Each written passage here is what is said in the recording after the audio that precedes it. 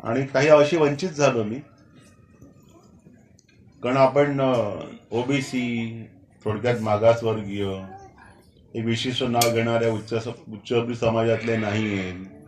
आपल्याला पाठराखण नाहीये, आपल्या पाठीशी कोणी नाहीये, मजबूत पॉलिटिकल लॉबी नाहीये, विदर्भ मराठवाड्याची, पश्चिम महाराष्ट्राची नावं आपल्या मागे नाहीये. ज्या नावातनं तुमच्या तालुक्याला किंवा जिल्ह्याला कोण अधिकारी असावा ही नेमणूक ठरली जाते. कुलगुरू पण कोण असावा हे पण ते राजकारणातनं ठरलं जातं. अशा परिस्थितीमध्ये आपण टिकाव काढीतपर्यंत गेलो हे तुमचे आशीर्वाद आणि कर्तव्याच्या जोरावरती, मेहनतीच्या जोरावरती, जी मला आंतरराष्ट्रीय ख्याती प्राप्त झाली. आणि सर्वोच्च पद आहे शिक्षणातलं असतं कुलगुरूचं, ते हजारातनं लाखातनं एकाला मिळतं.